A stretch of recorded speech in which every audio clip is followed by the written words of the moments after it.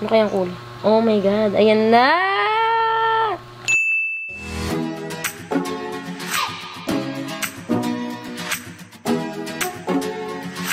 What's up, guys? Welcome back to my channel. It's your girl, Juname Char. My name is Junie Camera, and if you haven't already, please subscribe to my channel to know me more. Dito ba yan or dito? So, yun guys, today, ang gagawin natin ay meron na naman tayong panibagong pakulo. At yan ay walang iba kundi ang ating favorite na ta-da-da-da! Mary Sun Cello Wax. Baliktad pa ata. Ay, hindi. Ayan siya guys. Mary Sun Cello Wax. At natuklasan ko na marami palang kulay to guys. Dati medyo bilang yung kulay niya. Habang tumatagal, parami ng parami yung color niya. At naalala niyo yung meron tayong ginawa na parang color conditioner na DIY. Gumawa ko ng, kasi pink from pink, tas pag nilagay ko siya sa conditioner is parang naging rose gold siya sa hair ko. Meron naman na palang rose gold. Ayan guys, oh. Itatry ko to next video. Pero today, ang i-focus natin ay two-tone na cello wax, guys. First time kong gagawin to. Kasi yung last time na nag-two-tone ako is, ano yun yung Hanshishwa? Yung parang mga tig-20 sa labas, na yung maliit na box. Ayun pa lang yung natututone ko. This time, mag-two-tone tayo ng cello wax. Tingnan natin kung magiging maganda ang kanyang effect. Kasi itong cello wax ay wala nga siyang oxidizer. Hindi mo siya, like, di siya lalagyan ng oxidizer. Purely, ito na siya as is. Tapos, ilalagay mo sa hair mo and paplansyahin mo and everything. Mamaya, babasahin ko yung direction sa inyo. So, ngayon, ang ating itututone ay tada! Ang ating Harley Quinn.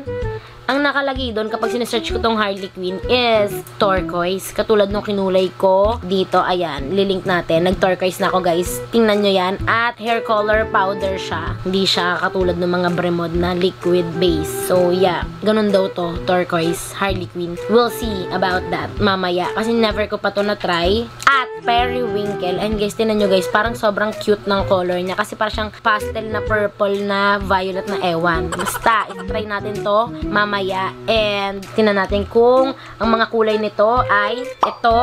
Tingnan natin siya kapag sa ganto ka light na bleach siya, paano kaya ang kanyang effect. Kasi depende yan sa kung anong merong chart ang pagbi-bleach guys. Ito siya. Siguro ay nandito siya sa very light blonde. Ayan, itong number 9. Nasa 9 siya, hindi pa siya to. Tingnan ko kung anong effect nito sa blonde na number 9. Let's go! Kailangan natin ng bowl at brush at magpapalit ako ng damit, guys, kung saan pwede siyang kumapit yung mga, like, mga basura t-shirt ko dyan. See you in a bit kapag nakaprepare na lahat. Bye!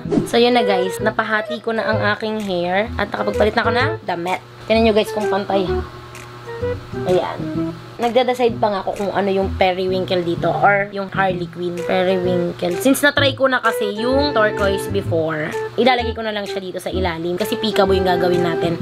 Tapos, itong taas yung gagawin kong periwinkle. Ayan, kailangan ko na magkulay. Kailangan ko na i-enjoy yung hair color kung hanggang anet. Kasi malapit na, ayun na, tumutubo na naman siya actually. Ganun talaga guys, kapag nagbi-bleach ka, pwede ka magkulay ng kahit ano. Kaya, kung gusto mo mas safer na hair color, cello wax lang. Kasi, yung gantong hair color, mas nakaka-damage siya ng hair. Kasi nalilift niya yung hair color mo. So, kung darker dito yung pagkaka-bleach mo, kapag nagganto ka, tapos ang oxidizer na partner mo dito is 9% or 12%, mas malilift yung hair color mo kapag nag-fade na. Halimbawa, faded na lahat. Kasi ito dati may kulay to eh. Nag-fade siya into this. Tapos, pag medyo mas darker yung pagkaka-bleach mo dito, medyo naninilaw siya. And, in order to get the brassiness or yung yellowish tone is kailangan mo ng purple shampoo, blue shampoo, or silver shampoo. Basta ganun. Yung mga pang anti-brass na mga shampoo na may kulay. Nasa ilalim ba yun? Nasa taas yung unahin ko. Kasi kapag nagkukulay ka ng buhok, laging yung ilalim yung inuuna eh. Although, kinukulayan ko na rin yung dito kasi baka pagtapos na lahat, mas kapit yung nasa ilalim. So, minsan inuuna ko yung dito sa harap lang. Tapos ilalim na. Tapos bago yung lahat na. But anyways, ang dami ko sinasabi. So, yeah. Let's go for the Harley Quinn. Sana maging turquoise talaga siya. Excited na ako. Let's go. Bold brush. Tapos, ang ating Harley Quinn Perlu. Amoy bubble gum guys. Amoy nyo. Siguro kailangan ko mag-gloves. Kasi kala ko hindi siya ganun ka pigmented. But then again, look at that. So, let's go grab a gloves. So, yun guys. Ayan na, may gloves na tayo dito. Oh my God! Ayan na. Grabe ang pigmented niya, guys. Look at the color. Expect ko na yung leeg ko talagang mag-turn into this color. First time ko magpipikaboo, by the way.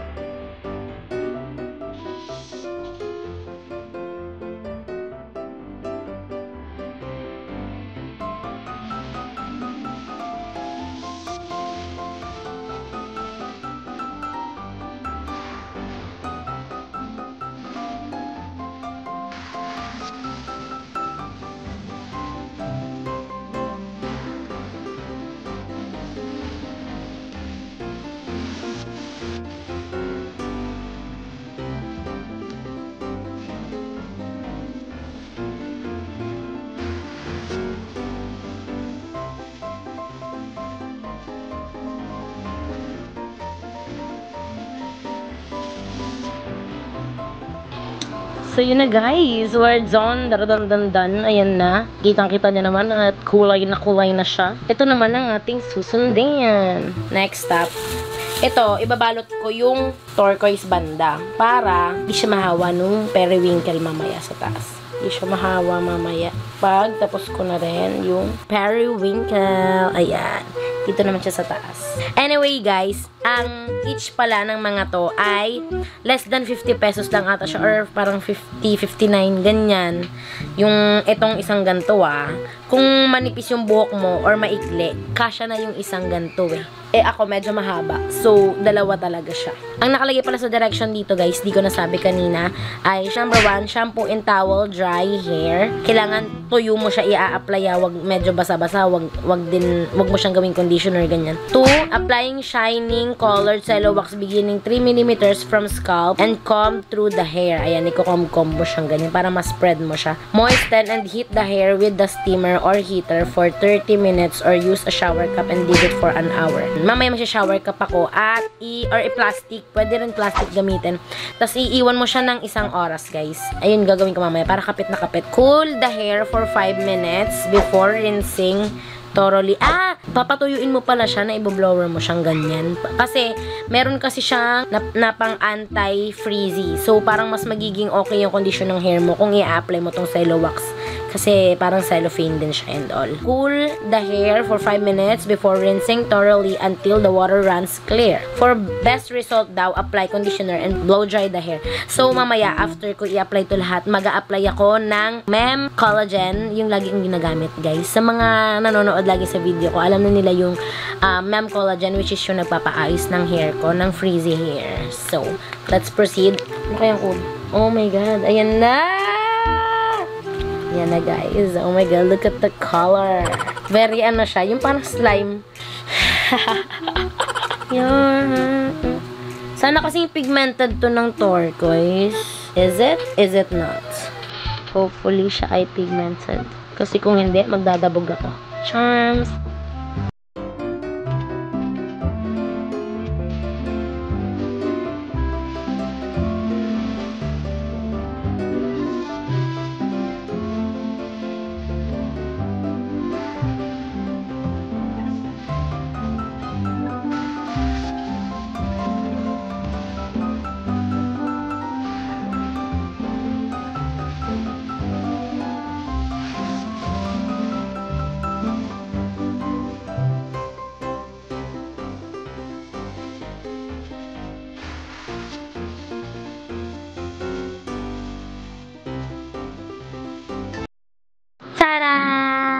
So, yun na, guys.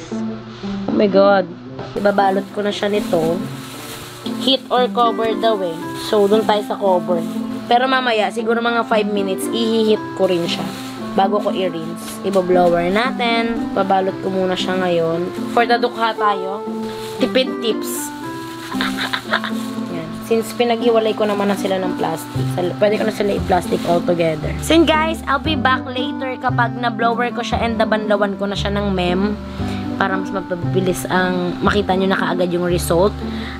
So basically ang gagawin ko is itatambay ko siya ng, since medyo kanina pa naman siya nakano, kahit mga 30 minutes ko siya itatambay. Tapos yung last 10 minutes na gagawin, tinan mo guys yung kulay yung last 10 minutes bublower ko siya, tsaka ko siya i-rinse. Tapos magme-mem collagen ako, itatambay ko siya for like 5 minutes. Tapos yun na, I'll make banlaw and I'll make blower again and pak. Tada! Oh my god! Ang ganda! I was so fucking I so effing love it. Pinansya ko naman siya, pero kasi medyo hindi na ako makapaghintay na ipakita sa inyo guys. Para rin makita nyo na siya kung paano siya, like everyday lang, hindi ako kahit di ako nagpa-plancha, ganyan siya. Oh my god! Ang ganda! I'm obsessed! Wow! Oh my god guys, sinan nyo! Are you seeing this? Sobrang ganda na combination guys. Di ko yun expect na magiging ganito siya. Actually, kala ko magiging fail. Ang ganda! Sana nagustuhan nyo naman ang video na to. Ano po? Yan. At itatry natin next time guys, yung rose gold. At iba pa, marami pa kasing mga choices dun. Give it a thumbs up. And also please subscribe to my YouTube channel. Kasi guys, sobrang tagal ko na hindi nakapag-video. Tapos mawawala na yung monetization ko. In-email na ako ng YouTube. So yan guys. So please support me para patuloy pa tayo makapag hair color tutorials.